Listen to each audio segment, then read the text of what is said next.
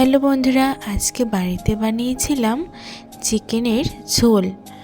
এত মজা হয়েছিল, তাই ভাবলাম তোমাদের সাথে রেসিপিটা শেয়ার করি। তো আমি এখানে মাংসগুলোকে ধুয়ে নিয়েছি, তারপর পেঁয়াজ, আদা বাটা, রসুন বাটা, কাঁচামরিচগুলো কেটে নিয়েছি। তো এখানে আমি আলুগুলোকে লবণ আর হলুদ মেখে গরম গরম তেলে সবগুলো আলু হালকা আঁচে ভেজে নেব। তো আমি আলুগুলোকে ভালোভাবে ভেজে নিয়েছি। তারপর আমি চিকেনগুলোতে লবণ হলুদ মেখে রাখলাম। তারপর গরম গরম তেলে এগুলো হালকা করে ভেজে নেব। তা ভাজলে কি হয়, মাংসটা খেতে অনেক ভালো লাগে। তো এটা আমি হালকা করে ভেজে নিলাম। ভালো করে নাড়াচাড়া করে ভেজে এগুলো আমি একটা বাটিতে উঠিয়ে নেব। এক এক করে উঠিয়ে নিলাম। তারপর ওই তেলে আমি পেঁয়াজগুলো দিয়ে দিলাম।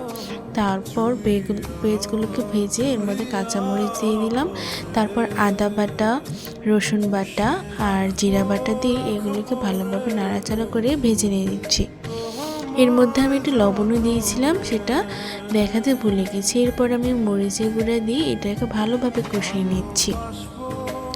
ভালো করে কষানো হয়ে গেলে এর মধ্যে আমি একটু সস আর চিনিও ইউজ করব। আগে এগুলোকে আমি ভালো করে নাড়াচাড়া করে নিচ্ছি।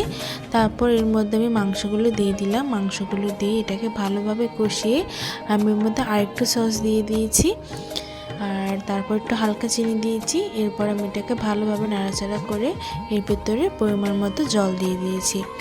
রেসিপিটা কেমন লাগলো, ভালো লাগলে তোমরা কমেন্টে জানিও। আর এরকম পাতলা পাতলা ঝোল এই শীতের দিনে গরম গরম ভাতের সাথে খেতে অনেক ভালো লাগে। তোমাদের কেমন লাগে সেটাও কমেন্টে জানিও। আজকের মতো টাটা।